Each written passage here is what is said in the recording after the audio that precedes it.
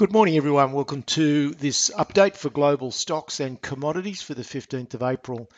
Last week, I pointed to the fact that energy was starting to look a little bit more interesting, and I'd been watching it fairly closely because oil has been going up for some time, yet energy stocks had really failed to follow. But finally, in this last week, we've now seen energy stocks starting to respond a lot more positively. So I think it's probably safe to say, particularly with the breakout in oil, that we're going to see a much more positive response from the energy sector. So let's just have a look at what I'm going to cover in this edition. Going to be looking obviously at energy, but also precious metals. It's not really definitive yet, but they look as though they're on the cusp, and we could be in the very early stages of a move in precious metals as well. Sorry, just get rid of that.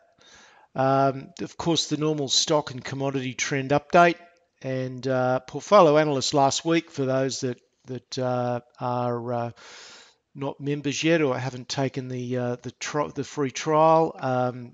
I did look at some energy sector recommendations, but I'll be doing more of that this week. And also some interesting questions on how to manage cash levels and exposure through the varying parts of the stock market cycle.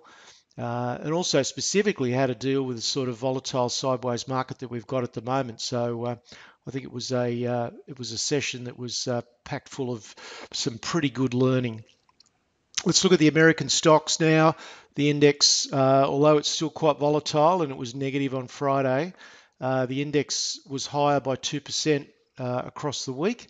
So a positive outcome. Now the earnings season really started with the banks, JP Morgan, Wells Fargo, and Citigroup. They all beat expectations quite comfortably, but we actually saw some selling, and quite a few of the banks were down by 2 or 3%. So a bit of the old buy the rumour, sell the fact. I guess the market was expecting, even though they beat the official expectations, the market was probably expecting a bit more than that. But look, that's only short-term noise. The index direction medium term is still unresolved. We're still within this trading range that we'll have a look at in a minute, and it would be a brave person to try and pick which way it's going to go in the short term, either up or down. I'm completely neutral. I wouldn't be surprised to see it go in either direction. I do note, however, that there was a fairly big drop in the VIX, and that was interesting, considering that the VIX dropped by a lot more than stocks went up. So that was an interesting dynamic.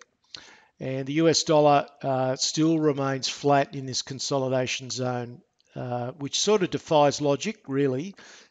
You would expect in this sort of environment, with the American economy going as well as it is, with the Fed raising interest rates faster than other countries are raising interest rates, you would think money would be flooding into the US dollar, but it's not. Right, let's take a look at some charts. We'll start with the S&P. So you can see we're still locked. We've got a slight upward bias, but then we had a slight upward bias up here as well, and that failed to the downside, so I'm not going to hang my hat on that. So we're still in this trading range, which is just above the 200-day moving average. And as I've explained previously, the 200-day moving average is a key level because there are a lot of technical traders and computer programs that trade off that. If the market is above it, then there will tend to be more people buying the market, and if it's below it, there'll be more people tending to sell the market. And that does have a bit of a self-fulfilling aspect to it. So we're still above the 200-day moving average, which is just starting to flatten out just a little bit, but look, it's too early to nominate that. And we're right at the top end of the range. You can see we gapped up higher on Friday night, but then closed down a little bit.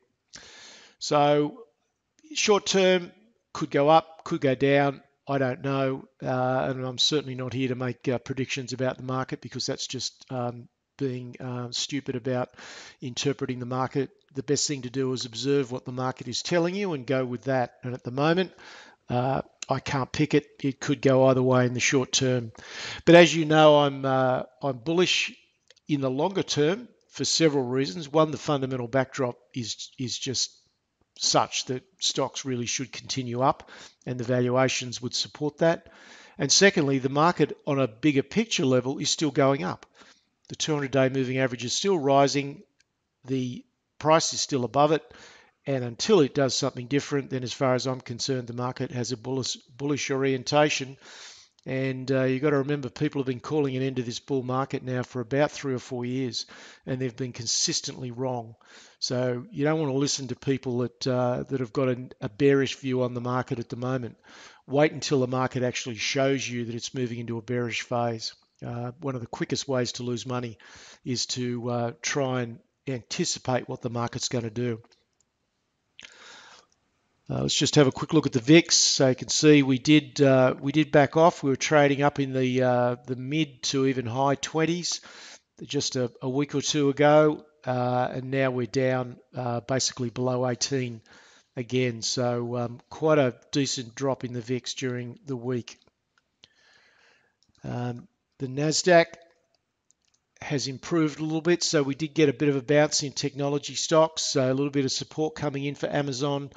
Not so much Facebook. It's still only jumped up a little bit, but certainly Amazon, Google, Netflix, those sort of stocks looking reasonably robust still. But that can always change. There can always be some selling suddenly in those big tech stocks. And the other part of the key part of the market, of course, is the Russell 2000. This is IWM, the ETF that covers that. And you'll notice just how relatively close IWM is to its all-time highs. So if we pan back and take a look, there's the all-time highs in the Russell. So that's covering the small caps, and they're not very far away from their all-time high, trading at 154, and the all-time high was 160. So there's not a lot of fear in the market in that sector either. Now, I mentioned that energy is one that's really looks to be on the move. We'll take a look at the oil chart a little bit later in the presentation. But this is the XLE, which is the overall energy ETF. So this covers exploration and production companies. It covers the services companies, and it covers a whole range of other parts of the energy sector. We had a really substantial rally leading into the end of January or the middle of January. Got up to a double top up here, and then it just collapsed again for really a pretty mysterious reasons, because the oil price didn't back off during that period. But the energy sector got really walloped, and the ETF was down from 78 down to a low of 65. We formed a base, but you can see just in the last week that has started to move up quite nicely, and some tidy volumes as well on Tuesday and Wednesday. So much better signs. And importantly, from the market's perspective, we are now outperforming the S&P quite sharply. And that's important because the institutions follow that. The institutions try and move their money around to the sectors that are doing better than the S&P, because that's the reason for them being in existence, to try and outperform the S&P. Now, in Portfolio Analyst, I'm going to be going into obviously specific recommendations in the energy sector, and there's quite a lot to like there. But I'll just highlight a couple that are interesting. But just before I do that, let's just look at this is the services sector. So again, it's sort of a similar pattern to what we saw with the overall energy sector. We saw a blip during December and January in this ETF. It then got hit pretty hard, but now we're starting to see the movement again, and you can see some really nice volume in the early to mid stages of last week. Now, the other one that I'll just highlight, this is Chevron, which is obviously one of the two biggest oil companies in the world. It was outperforming significantly during that period, during November and December. but it got hit really quite hard, pulled it down from 134 down to 110. But we're starting to see the energy majors move again. So a much more positive outlook on the energy front. Moving on now to the Aussie market, our dollar rallied a little bit to 77.7, and that was largely consistent with stronger commodities that we saw. The ASX 200 index gained 0.7 on the week, but it's really the banks that are continuing to hold the index back. Resources were up 3.8, as we'll see. They had a good week, but it's the banking sector that is holding it back, and I think will continue to hold it back. And I expect that our index will continue to lag many of the other overseas indexes. So let's just take a look at those charts quickly. So let's look first of all at the ASX 200. So this is on a weekly chart. We dropped out of that wedge about 3 weeks ago, and we've had a couple of moves up, but you can see we closed well off the highs last week, so nothing really definitive there. It was quite a good week for materials, as you can see. This is a daily chart, so BHP, Rio obviously influencing that quite heavily, but quite a positive week. But if you look at the banks were actually down last week, and if you can see this dotted line here, which is key support, we broke support, we've rallied back to it, and now we're starting to fall away again. So the technical pattern around the Australian banks is not pretty at all. Just while I'm here, let's look at silver and gold. Silver hasn't really done very much yet. As you can see, not a lot of movement there in silver, but we're certainly seeing a bit better movement in gold. This is on a daily chart, and you can see it more clearly on a weekly chart. So this is the big picture triangle. We had the rally of 2016 from the early part through to July. So the first half of 2016, we had a massive rally in gold from 1,050 to just under 1,400. We've then had quite a volatile period, but we've clearly, you can see we've got higher lows and higher highs all through here. So there's actually, we can actually put an ascending triangle through here, an ascending channel through here. And you can see this little period through here, we haven't had the pullback that we had here and then here and here. This time we've just gone sideways, and this looks very, very much like it's coiling for a breakout. And if we can see gold above certainly 1,400, I think it'll bring in a lot of technical traders, because there are a lot of institutions out there that are incredibly underweight gold by factors of 5 and 10. And some of them, I'm sure, are probably even short gold. So if gold gets above 1,400, it will force the hand of these institutions to raise their weighting considerably, and I think it could lead to quite a buying surge in gold, irrespective of what else is going on. So that's the picture on gold. Let's look at GDX. So this is on a weekly chart. We've been looking at this now for probably 6 months. Up here's what I wrote down, what we needed to see. We needed to see a run up to resistance on rising volume. We still haven't seen that yet. Here's resistance here. We still haven't seen that. We need to see the counter range expanding. We still haven't seen that. And of course, the other 2 points don't come into play either. So that's where we sit at the moment on a weekly chart. But that's GDX. So if we zero in a little bit on, this is the second biggest gold company in the world, or it may in fact be the biggest now. This is Newmont Mining.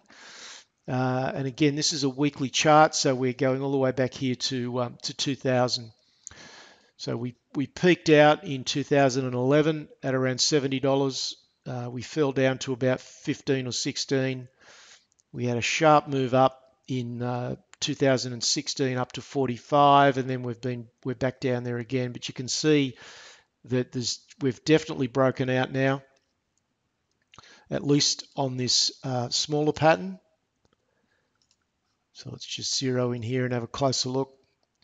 So we broke above these highs, bit of a sign of strength, fairly shallow pullback.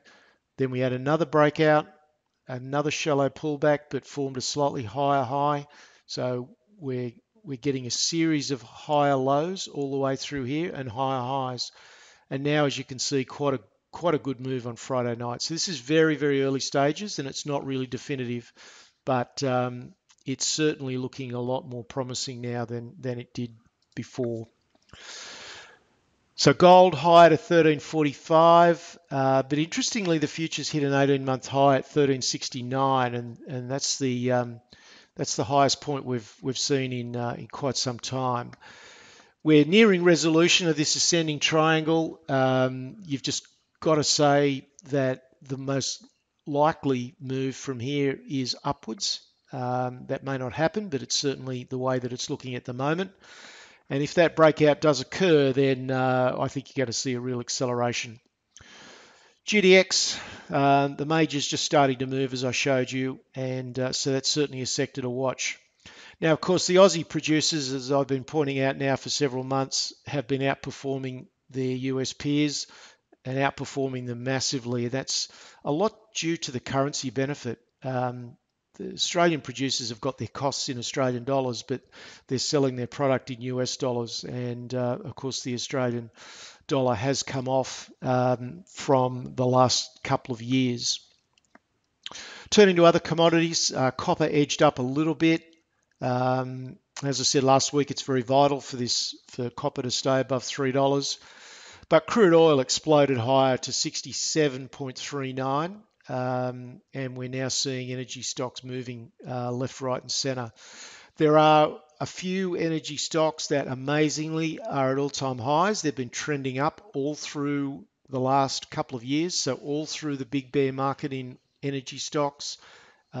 Certainly through the correction of the last 2 months. So there, and I'll be presenting certainly one of them in Portfolio Analyst this week. But there are a lot now that are looking much more promising. So I think this is a pretty exciting sector right now. There's the spot copper chart, not a lot of change there, but here's where the movement is. Crude oil over the last 3 months, you can see we were capped at 66 and we managed to break right through that. So we had a pullback from the $66 mark, came all the way back to 62, and then we've just gone straight through that very, very easily up to 67.5.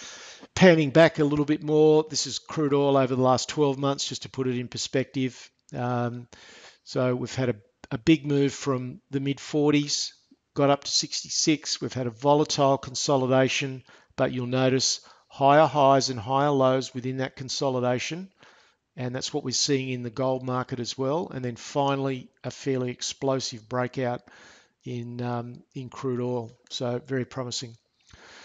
Current positioning, I think, given where the indices are and where sentiment is, it's still quite nervous. It's still reacting to everything that's happening. We've got now activities, military activities back on now in Syria. We've got Trump seemingly wanting to pick a fight with Russia, maybe for political reasons. Who knows? Try and get this Russian investigation off his back. It's still a time to be cautious, certainly for short-term traders. But longer-term investors, where your entry is not quite so critical, this is definitely an accumulation time. I think it won't be too long before we see the market start to move up again. I just can't say in the short term that we won't see a lower low first.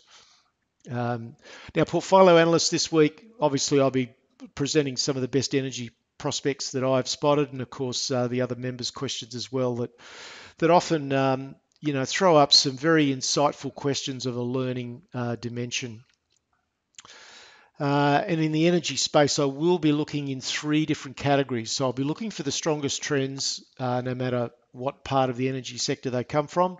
I'll also be looking for the best exploration and production companies, and I'll also be looking for the best oil service companies as well. There's my contact details for those that aren't members of any of the services, and I'll be back with you next week. I'm sure it'll be another action-packed week. That's it. Cheers.